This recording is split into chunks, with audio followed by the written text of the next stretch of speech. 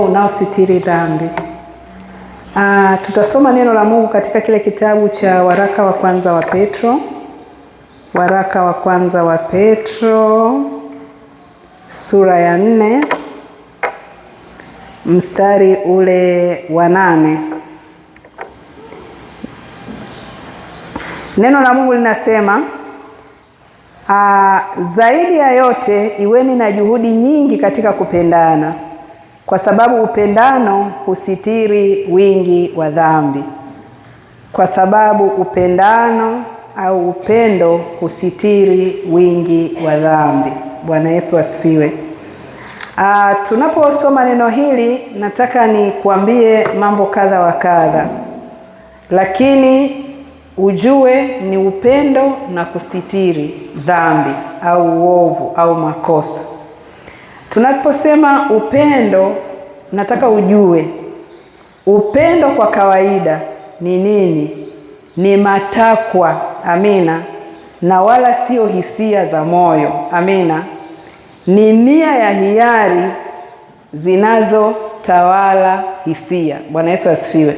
Kwa hiyo tunaposema kwamba upendo, yani ni kitu ambacho ni kama kitu cha kisheria ambacho kwa hicho tunatakiwa tukifanye, wala haitegemei kwamba tunajisikia kufanya au hatusikii. Kikiwepo ndani kinatusukuma, kinatufanya tuone ni lazima kufanya. Bwana Yesu asifiwe. Amina. Na kwa mujibu wa neno la Mungu, upendo wa Kikristo unamtaka mtu afanye mambo fulani kwa ajili ya mwingine kwa njia anayojua kuwa ni wajibu wake. Sisi kama Wakristo, swala la upendo ni swala ambalo hatuna pa kukimbilia. Kama Wakristo, upendo ni sehemu ya maisha yetu. Kama Wakristo, upendo unatutaka tufanye mambo kwa ajili ya watu wengine, na kwa njia ambayo tunafanya katika namna ambayo tunajua kwamba hili tunalolifanya ni wajibu wetu kulifanya. Sio kwamba tukipenda tutafanya au hatutafanya. Upendo kwetu ni swala ambalo ni wajibu. Bwana Yesu asifiwe. Na ni vizuri kufahamu kwamba sisi tunafanya hivyo. Kwa nini Wakristo wanaweza kufanya au ni takwa, yani wanajisikia ndani kufanya kwamba wanatakiwa wafanye kwa ajili ya mtu mwingine, kwamba ni wajibu wao kufanya kwa ajili ya watu wengine? Ni kwa sababu ya upendo wa Mungu ambao unatawala maisha yao. Ni sababu ya upendo wa Mungu unaotawala maisha yako ndio unaokufanyia wewe uone unawajibika kupenda mwingine. Bwana Yesu asifiwe. Kwa sababu hiyo basi, kwa sababu upo upendo wa Mungu katika maisha yako, unakusababisha na wewe uweze kuyatenda mapenzi ya Mungu kwa kupenda. Amina. Kwa hiyo ni vizuri kufahamu hivyo kwamba upendo kwa sisi wa Kristo ni kitu ambacho kiko ndani, ni wajibu wetu, ni lazima tukifanye. Na hatufanyi kwa kuwa tunahisi kwa hisia, tunafanya kwa sababu ni wajibu wetu, ni takwa. Maana sasa ni takwa la kisheria, yani ni kama sharti la kisheria kwamba sisi lazima tuufanye upendo. Mimi nafahamu kuna imani nyingine ambayo upendo sio kitu cha lazima. Amina, sio kitu cha lazima, wala kwenye mambo yao hawanaga sana mambo ya kupenda. Ninaposema habari za mapendo za upendo, na usifikirie habari za upendo huo sijui wa nini. Nasema habari za upendo wa kimungu unaokusukuma kufanya kwa ajili ya Mungu. Bwana Yesu asifiwe. Lakini niseme habari za upendo kusitiri. Kusitiri ni kufanyaje? Kusitiri ni kuficha. Kusitiri ni kuhifadhi. Kwa hiyo anasema hiki kitu kimesitirika, hiki kitu kimefichwa, hiki kitu kimehifadhiwa. Amina. Kwa hiyo upendo una tabia ya kusitiri. Na kwa mujibu wa maneno tuliyoyasoma, Biblia inasema huo upendo au upendano una tabia ya kusitiri wingi wa dhambi. Bwana Yesu asifiwe. Tunaposema habari za upendo kusitiri wingi wa dhambi, hatumaanishi kwamba kufumbia macho makosa au kuhalalisha dhambi. Bwana Yesu asifiwe. Yaani usikasa anatenda dhambi lakini upendo unasitiri wingi wa dhambi. Hatuna maana hiyo. Bwana Yesu asifiwe. Ila tuna maana kufuata njia ya kurekebisha, kuwa na hekima ya kuvumilia, kuwa na hekima ya kusaidia mwingine kubadilika bila kumdhalilisha. Bwana Yesu asifiwe. Kwa hiyo tunaposema yani mtu anasema tumefundishwa upendo unasitiri wingi wa dhambi, mbona anasema habari ya dhambi yangu? Huo kusitiri wingi wa dhambi tuna maana ya kutafuta njia ya kurekebisha kwa hekima, kwa kuvumilia, kwa kusaidia mwingine ili aweze kubadilika bila kudhalilika. Bwana Yesu asifiwe. Swala la kusitiri dhambi ni tabia ya Mungu mwenyewe. Amina. Ukisoma neno la Mungu katika kile kitabu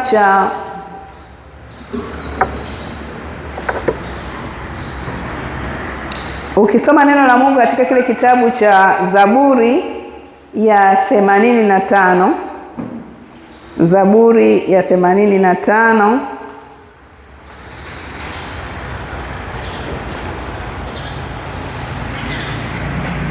ule mstari wa 2, neno la Mungu linasema, umeusamehe uovu wa watu wako, umesitiri hatia zao zote. Watatu anasema, umeiondoa ghadhabu yako yote, umerudi na kuacha ukali wa hasira yako. Amina. Kwa hiyo ni tabia ya Mungu. Daudi anamjua Mungu kwa jinsi alivyo mwema, anasema Mungu anausamehe uovu wa watu wake. Amina. Anausamehe uovu wa watu wake na kusitiri hatia zao zote. Yaani kwamba ingawa ni watu wenye makosa, Mungu ana tabia ya kusamehe. Mungu ana tabia ya kusitiri hatia zao zote. Amina. Lakini ukisoma katika kile kitabu cha Mithali sura ya 10, Mithali sura ya 10 ule mstari wa 12, neno la Mungu linasema, kuchukiana huondokesha fitina, au kwa maneno mengine, chuki huleta fitina, bali kupendana husitiri makosa yote. Bwana Yesu asifiwe. Kwa maneno mengine, mahali ambapo kuna chuki, hapo kinachotokea hapo ni fitina. Ukishakuwa na chuki, kinachofuata ni fitina. Lakini kukiwa na kupendana, kuna kusitiri makosa. Bwana Yesu asifiwe. Kuna kusitiri makosa, kuna kuvumilia makosa, kuna kuficha makosa. Nilikuwa namsikiliza mtu mmoja jana, akawa anasema kwamba kwa sababu ya kushindwa kusitiri mambo, unanielewa, inawezekana wewe mambo yako huko mtaani yanafahamika sana, si ndio? Kwa sababu kila kinachotokea nyumbani wewe unaenda kueleza, mke wangu msimuone vile, hajui 1 2 3. Mume wangu simuone vile, mimi ndiye nambebaga tu. Yaani basi tu, yani yupo tu, unanielewa? Yaani mimi nimechoka kabisa. Yaani wakati mwingine hivyo vitu unavyovisema, kuna mtu akisikia anasema, hicho tu ndio kimemshinda. Hicho tu ndio anachokifanya, ameshindwa kufunika hicho kitu. Bwana Yesu asifiwe. Nimewahi kuambia siku moja, alituambia mtumishi wa Mungu mmoja, alienda nyumbani kwa mtu mmoja tu mwenye hali yake nzuri, akamkuta yule mama akapika chakula chake vizuri, akakiweka mezani, akavaa vizuri, mama wa watu, mgeni amekuja amhudumie. Sasa wakati anamhudumia, yule mume wake akacheka. Yaani kama unajua kisasa, Mungu kweli wa ajabu sana. Unanielewa? Yaani huyu mama furahia Bwana. Yaani alikuwa mshamba. Huko nilikomtoa jamani, alikuwa hata hajui kuvaa. Unanielewa? Yaani anaona kama hapo amemsifu au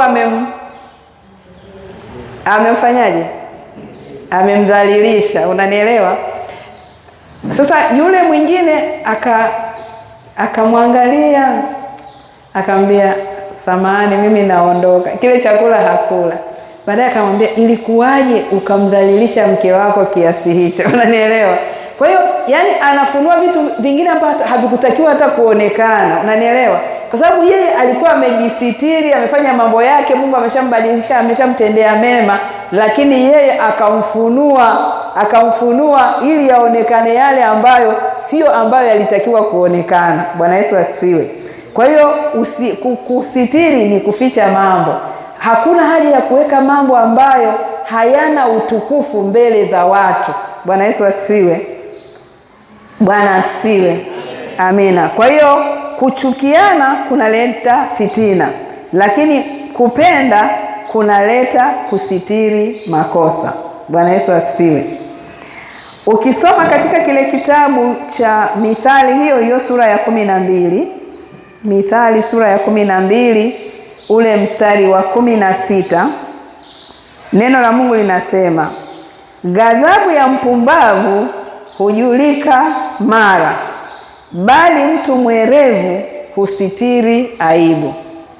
Ghadhabu ya mtu mpumbavu inajulikana wazi, inajulikana mara moja, lakini mtu mwerevu ana tabia ya kusitiri aibu. Bwana Yesu asifiwe.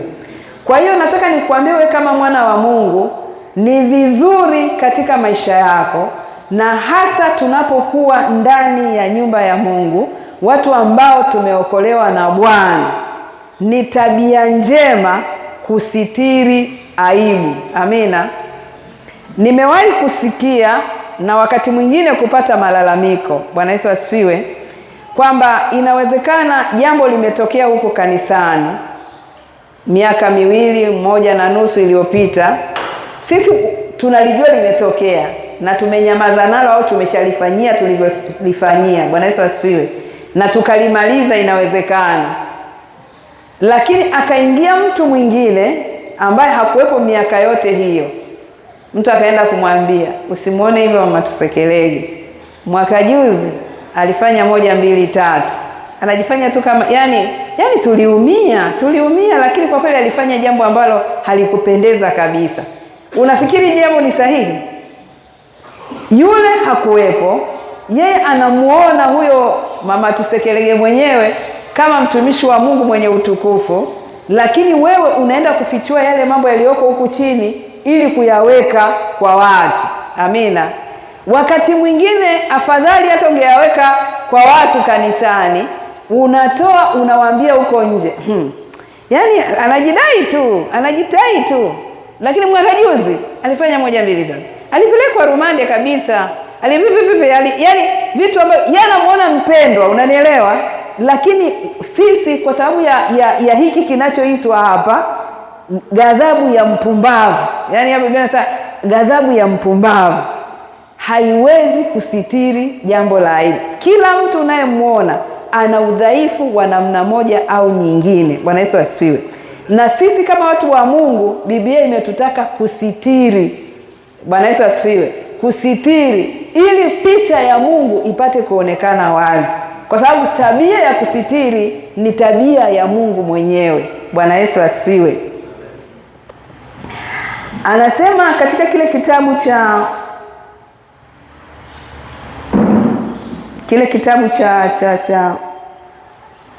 cha Yakobo. Amina. Ile Yakobo sura ya 5. Yakobo sura ya 5 mstari ule wa 20. Neno la Mungu linasema, jueni ya kuwa yeye amrejezaye mwenye dhambi hata atoke katika njia ya upotevu, ataokoa roho na mauti na kufunika wingi wa dhambi. Bwana Yesu asifiwe. Kwa hiyo sisi kama watu wa Mungu, kazi yetu sio kufunua dhambi. Kazi yetu ni kurejesha watu. Amina. Kazi yetu ni kuwarejesha watu. Hata kama tutasema habari za dhambi, hatusemi kwa lengo la kufunua aibu. Tunasema kwa lengo la kuwarejesha watu na kufunika huo wingi wa dhambi. Bwana Yesu asifiwe. Lakini mara nyingi tunapenda kusimulia mambo au kufunua mambo ambayo yanaumiza watu badala ya kuwarejesha kwa Mungu. Bwana Yesu asifiwe. Bwana Yesu asifiwe. Amina. Kwa hiyo ni vizuri kufahamu. Ukisoma ile waraka wa kwanza wa Petro ule mstari wa 22, tutarudi alafu tutaendelea kwenye sehemu nyingine. Huo waraka wa kwanza wa Petro ile sura ya kwanza ule mstari wa 22, neno la Mungu linasema hivi. Anasema, mkiisha kujitakasa roho zenu kwa kutii kweli, hata kufikiria upendano wa ndugu usio na unafiki, basi jitahidini kupendana kwa moyo. Bwana Yesu asifiwe. Anasema tukisha takaswa roho zetu, tukamtii Mungu, tufike kwenye upendo wa kweli usiokuwa na unafiki. Amina. Na tukishafika kwenye huo upendo usio na unafiki, tunatakiwa tujitahidi. Swala la upendo ni swala la kujitahidi. Amina. Asema mjitahidi kwa moyo kupendana. Mjitahidi kupendana kwa moyo. Bwana Yesu asifiwe. Kwa hiyo sasa, ni namna gani tunaweza tukasitiri wingi wa dhambi? Namna ya kufanya ili tuweze kusitiri wingi wa dhambi. Namna ya kwanza kabisa ni kwa kusamehe. Bwana Yesu asifiwe. Kwa kusamehe. Ukisoma kile kitabu cha Waefeso sura ya 4 mstari ule wa 32, mstari ule wa 32, anasema, tena iweni wafadhili ninyi kwa ninyi, wenye huruma, mkasameheane kama na Mungu katika Kristo alivyowasamehe ninyi. Bwana Yesu asifiwe. Ni vigumu sana, almost haiwezekani kumsitiri mtu ambaye hauko tayari kumsamehe. Unanielewa?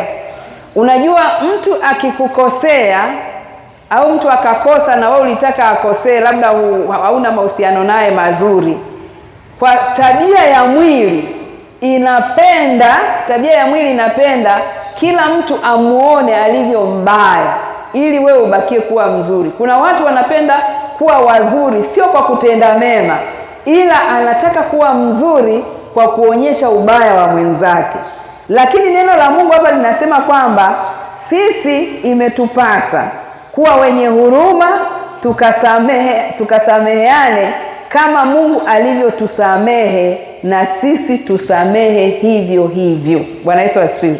Kwa hiyo siri kubwa, njia mojawapo ya kuonyesha namna ya kusitiri, yani kusamehe ni njia mojawapo ya kuonyesha namna ya kusitiri badala ya malalamiko. Bwana Yesu asifiwe. Yani yule amenikosea sana, usimuone vile, alinikopa mwaka juzi na mpaka mwaka huu hajalipa. Yani mimi simuelewi kabisa. Ni mpendwa lakini haeleweki. Unanielewa? Ni mpendwa. Yani wewe una malalamiko mengi kuliko kusitiri. Yani watu wangesema amependeza. Hilo gauni tangu nipo msori hajanilipa, ujue. Unanielewa? Yani mimi nashangaa gauni lenyewe linachakaa wala hajanilipa. Hapo unamfunua kama una jambo naye. Sasa mpaka gauni linachakaa, wewe una tatizo. Ulitakiwa wewe umeshamsamehe. Bwana Yesu asifiwe. Sio yani hata kama kuna vitu utakuwa umeviamua moyoni, wewe umeviamua, lakini usiendelee kulalamika. Unapolalamika unashindwa kusitiri makosa, unashindwa kusitiri dhambi, na kwa hiyo unawafunua watu wa Mungu, unawaweka wazi au unawaacha uchi. Mungu atusaidie sana. Kwa hiyo ili uweze kusitiri makosa, ili uweze kusitiri dhambi, ili uweze kusitiri uovu, ni lazima uweze kusamehe. Bwana Yesu asifiwe. Swala la kusamehe, neno la Mungu limesema mara nyingi sana, na tunalichukulia kama poa, lakini hili sio swala poa hata kidogo. Ni swala linalotutaka tuchukue hatua, tusamehe wengine kama na sisi tunavyosamehewa. Tabia ya Mungu ya kusamehe ni tabia ya kuweka mbali makosa, kama vile mashariki ilivyo mbali na magharibi. Anasema sitaukumbuka uovu wenu, nitauweka mbali na ninyi kama vile mashariki ilivyo mbali na magharibi. Bwana Yesu asifiwe. Kwa hiyo Mungu ana tabia ya kusamehe. Mungu ana tabia ya kusamehe na kusahau. Niliwahi kuambia siku moja, nilikuwa nasoma katika alitupa ushuhuda mtu mmoja, akatuambia hivi, yani simewahi kusikia watu wanasema amechukuliwa mbinguni. Mmewahi kusikia watu yani kwamba nikachukuliwa mbinguni, nikafika nikaulizwa 1 2 3. Sasa huyo mtu alipataga nafasi ya kuchukuliwa huko mbinguni. Alipofika huko mbinguni akaambiwa hivi, unataka kuzijua habari za nani? Unanielewa? Akasema mimi nataka kuzijua habari za Ibrahimu, kwa sababu kule kuna vitabu vya kumbukumbu. Bwana Yesu asifiwe. Kwa hiyo kitabu cha Ibrahimu kikaletwa. Kilipoletwa akapewa ili azijue habari za nani? Za Ibrahimu. Akaanza akafungua mpaka mwisho. Tunajua katika roho anafungua mpaka mwisho, hakuona anachokitafuta. Akafungua mara ya pili, hakuona anachokitafuta. Mara ya tatu akamwambia, kwani unatafuta nini? Akasema natafuta pale ambapo Ibrahimu alidanganya kwamba Sara ni dada yake. Unanielewa? Ndiko alikuwa anatafuta, kwamba pale Mungu alipomwandikia kwamba Ibrahimu alidanganya kwamba Sara ni dada yake. Akasema huku hatuna kumbukumbu ya makosa kwa watu waliosamehewa. Bwana Yesu asifiwe. Hakuna kumbukumbu ya makosa kwa watu waliofanya nini? Waliosamehewa. Kwa hiyo kusamehe na kutokukumbuka ni tabia ya Mungu. Lakini nimesema huo kama ushuhuda, lakini nakwambia kabisa Mungu anasema nitayaweka mbali maovu yenu kama vile mashariki ilivyo mbali na magharibi. Anasema sitaukumbuka kabisa uovu wenu. Bwana Yesu asifiwe. Kwa hiyo kama sisi tuna tabia ya Kristo ndani yetu, lazima tuombe neema ya Mungu ya kusahau, ya kusamehe na kuacha kukumbuka na kufunua makosa. Kwa maneno mengine, ya kusitiri. Mungu atupe neema ya kusitiri. Bwana Yesu asifiwe. Lakini swala jingine, ukisoma katika kile kitabu cha Wakolosai sura ya 3, Wakolosai sura ya 3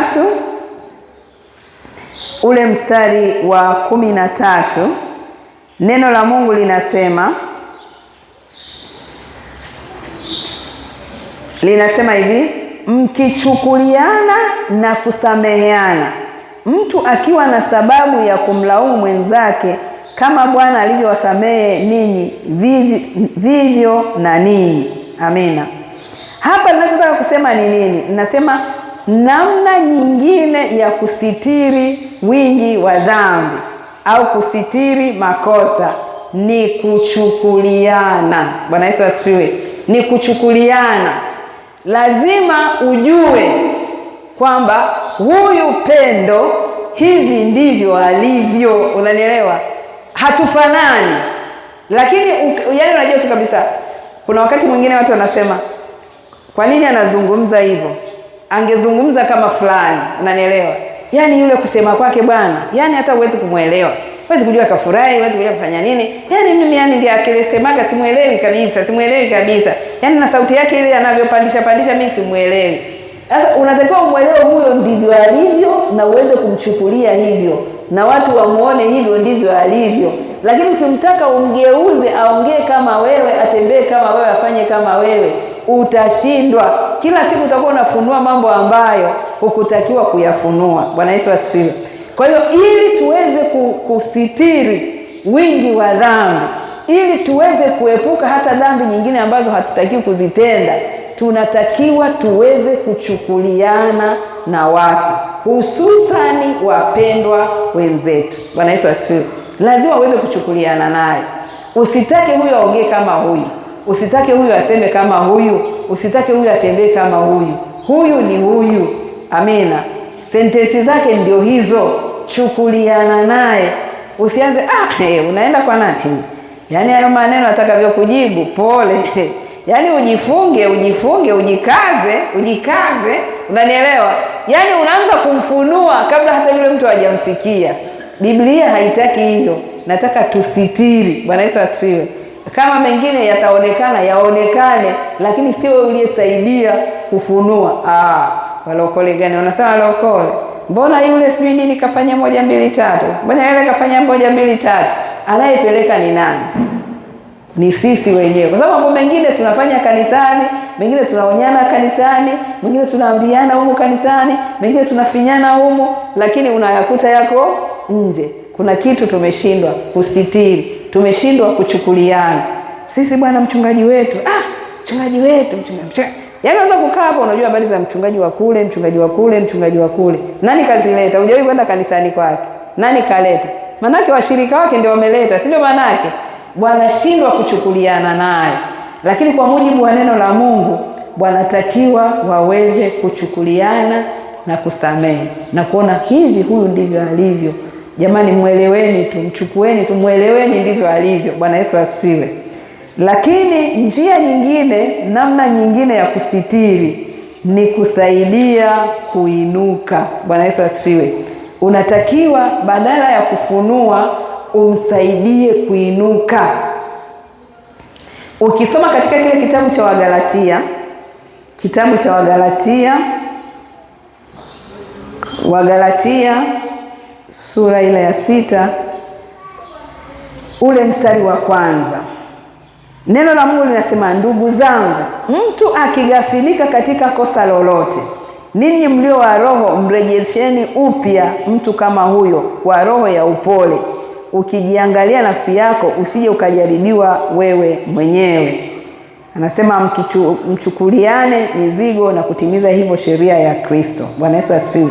Kwa hiyo ili uweze kusitiri uovu, ili uweze kusitiri makosa, Bwana Yesu asifiwe, ni lazima uwe na tabia ya kurejesha, tabia ya kumsaidia mtu kuinuka. Unanielewa? Tunaweza tukawa labda katika mazingira fulani nikamkuta mtu au kakutana na mtu amefanya kitu. Sasa, we Paulo, imekuwaje? Mbona hivi? Sasa mpendwa, nimekosa. Unajua ni kosa 1 2 3. Njoo kwanza tuongee. Unanielewa? Hili bwana ni kosa. Unatakiwa utubu. Unanielewa? Yaani kwa kweli hata mimi kwa kweli naona nimekosa. Yaani niombee tu rehema. Akaomba rehema. Unanielewa? Akiomba rehema, wewe usiende kumwambia mchungaji, Bwana asifiwe, amina. Yaani kule bwana, nimemkuta Paulo anafanya 1 2 3 4, lakini nimemuongoza sala ya toba. Maana yake wewe hujamrejesha. Unanielewa? Yaani wewe ukishamrejesha, amini ameshainuka. Likija kuinuka tena siku nyingine, hicho ni kitu kingine. Bwana Yesu asifiwe. Kwa hiyo tunatakiwa kumsaidia mtu kuinuka. Akianguka tumsaidie kumrejesha. Bwana Yesu asifiwe. Ukimwona anaenda ndivyo sivyo, saidia kumrejesha. Badala ya kuchukua unafahamu. Yaani umfahamu tu yule siku hizi. Umfahamu mchungaji, umfahamu. Mimi simfahamu. Wewe unamfahamuje? Kuna siku nimkuta klabuni, akasema amekosa, nikasema hili lazima nifikishe kwa mchungaji kabisa. Utamuua. Unanielewa? Lakini ungeweza kumrejesha alafu ukayasitiri yale mambo. Unanielewa? Angeinuka. Bwana Yesu asifiwe. Au na wakati mwingine watu wanasema hawezekani kabisa. Wakati mwingine tunasikia kabisa, yani watu wanakuja kuambia mchungaji, yule ni Mkristo wako? Ni Mkristo wangu. Mbona anafanya 1 2 3? Amefanya 1 2 3. Mimi kazi yangu ni kumtafuta. Fulani njoo nyumbani, njoo. Au tuonane kanisani. Anakuja. Kuna 1 2 3.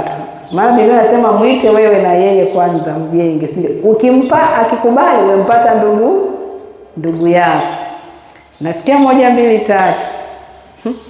Mchungaji umesikia? Nimesikia. Ni kweli sio kweli? Ni kweli. Aha, sawa. Unafikiri ni sawa? Sio sawa. Uko tayari kuacha? Mimi kuna watu wengine aliwahi kuniambia, kila nikimuita naambia, wewe nikurudishe kanisani, hasa mchungaji, subiri kwanza. Unanielewa? Yaani hayuko tayari kurudishwa, huyo unamwacha. Unanielewa? Lakini anasema yaani mchungaji, hata leo mchungaji, nilikuwa nafikiria nitakuonaje, nilikuwa nafikiria nitafanyaje 1 2 3. Mimi badala ya kupeleka habari kwanza, njoni wazee wa kanisa, njoni sijui nani na nani na nani, si nimempata. Sisi tumuombee, amina, asimame aendelee mbele, tutakuwa tumemsaidia. Bwana Yesu asifiwe. Kwa hiyo kumrejesha mtu anayegafilika, anayekosea, ni sehemu ya kusitiri wingi wa dhambi. Bwana Yesu asifiwe. Ni sehemu ya kusitiri. Kwa hiyo ili uweze kusitiri, lazima uwe na roho ya kurejesha.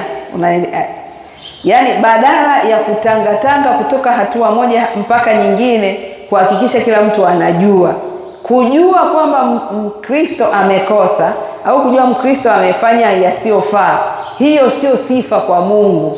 Sifa kwa Mungu ni kumrejesha mtu aliyepotea. Bwana Yesu asifiwe. Sifa ni kumwombea msamaha. Sifa ni kuchukuliana naye katika udhaifu wake. Yaani jamani, nimejitahidi lakini nashindwa. Ili Bwana, ngoja tutafute tu andiko la kujifichia, namna hii haitatoka isipokuwa kwa kufunga na kuomba. Mimi nitakusaidia kufunga na wewe ufunge, tuonane kanisani tushughulikie hili tatizo. Kwa sababu si amesema limemshinda? Amen. Unachukuliana naye, utasitiri badala ya kumdhalilisha. Lakini neno jingine ambalo, njia nyingine ambayo unaweza kusitiri hasa ni kuficha makosa ya wengine badala ya kuwadhalilisha. Amina. Ni kuficha makosa ya wengine badala ya kuwadhalilisha. Nimeshasema hili, lakini nimelisema tu kama pointi inayojitegemea. Dunia tulionayo imejaa watu wanaopenda kueneza makosa ya watu wengine kwa lengo la kuwafanya waonekane wabaya kuliko kueneza mambo mazuri. Si ndio? Yaani mara nyingi watu wanapenda kufichua, amina, kufichua makosa ya wengine ili wao waonekane kwamba ni wabaya, ili kwamba wadhalilike. Ni kama nilivyosema, mtu anasema humfahamu tu, huyo yuko hivi na hivi na hivi na hivi. Sasa yani yule anaza, wewe humfahamu, ana 1 2 3. Yani wakati mwingine tuna tabia ya kusahau mazuri yote yaliyotendeka, tunakuondoka na kosa hili moja. Katika hilo hatuwezi kusitiri. Sisi kama wana wa Mungu tunatakiwa tujivike tabia ya Mungu ya kusitiri uovu. Amina. Jamani, sijasimama hapa leo kuwafundisha kupalilia dhambi. Bwana Yesu asifiwe. Nawafundisha kusitiri watu wa Mungu, nawafundisha kuwarejesha watu wa Mungu, nawafundisha kulifunika kanisa la Mungu, nawafundisha kuwarejesha watu wa Mungu badala ya kuwashindilia shimoni waanguke na kufa. Kitabu cha Mithali sura ya 17 ule mstari wa 9. Ule mstari wa 9 wa kitabu cha Mithali sura ya 17, neno linasema, afunikaye kosa hutafuta kupendwa, bali yeye akashifuye neno hutenga rafiki. Afunikaye kosa hutafuta kupendwa, bali yeye akashifuye neno hutenga rafiki. Kwa maneno mengine ni kwamba, yani unapofunika kosa, amina, nimeshaeleza kule maana yangu. Bwana Yesu asifiwe. Unayofunika unatafuta upendo. Bwana Yesu asifiwe. Lakini unapofunua unaongeza chuki. Bwana Yesu asifiwe. Kwa hiyo Mungu akusaidie anasema ukikashifu ndio unajitenga na rafiki. Hakuna kitu kinachouma kama kusikia rafiki yako ndiye aliyesema 1, 2, 3. Bwana Yesu asifiwe. Vitu ambavyo inawezekana wakati mwingine ulimwambia wewe kwa kumwamini, lakini yeye akavipeleka mtaani. Hapo urafiki unaishia hapo hapo. Bwana Yesu asifiwe. Na wapo watu wengi wanaotuletea mambo yao ya siri. Anajua kabisa nimeshindwa, usinione hivi. Yaani nikikaa tu nikikutana na bangi navuta, unanielewa? Sasa wewe badala ya kumsaidia unasema hata hajaokoka chochote. Mbona ameniambia mwenye ukweli kabisa. Vuta bangi. Yaani unajikata na kuweza kumwambia, yani kabisa unathibitisha kwamba amesema kwa kinywa chake. Lakini Biblia inatutaka kwamba sisi tusitiri makosa. Bwana Yesu asifiwe. Sijui kama hili neno somo linaleta maana, lakini kwangu mimi lina maana kubwa. Bwana Yesu asifiwe. Lina maana kubwa kwangu na wewe kama mpendwa. Ni vizuri kuangalia ni nini unasema na unasema ili weje. Bwana Yesu asifiwe. Hakuna hata aliyeokoka. Nafikiri ameokoka. Wote wana 1, 2, 3. Wote wana. Sasa Mungu si ameshawasamehe? Kwa nini wewe unasema hayo mambo kila siku? Kwa nini unashindwa kuchukuliana nao? Mstari wetu wa mwisho ni kitabu cha Warumi sura ya 4. Warumi sura ya 4 mstari wa 7 na 8. Neno la Mungu linasema, heri waliosamehewa makosa yao na waliositiriwa dhambi zao. Heri mtu yule ambaye Bwana hamhesabii dhambi. Bwana Yesu asifiwe.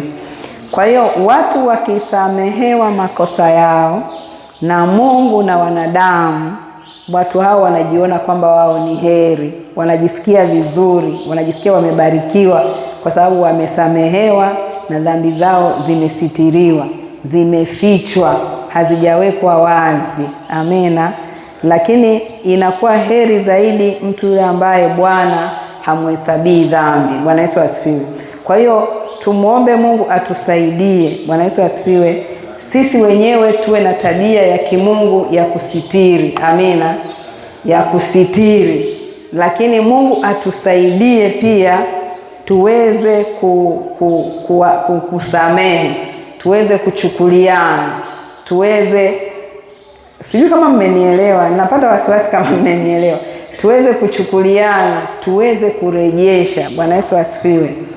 Kusitiri haina maana ya kubariki kosa. Bwana Yesu asifiwe. Nimesema ni kulishughulikia kosa katika njia ambayo sio ya kudhalilisha. Bwana Yesu asifiwe. Lakini mstari huu hauondoi mistari mingine ya Biblia. Ipo tu mingine kwa wakati wake na tutafundisha. Lakini leo tuangalie upendo wa Mungu unakaaje ndani yetu. Tunaweza kusitiri au hatuwezi. Bwana Yesu asifiwe. Amina. Hilo ndilo neno la Mungu kwa mchana wa leo. Amina. Naomba tusimame.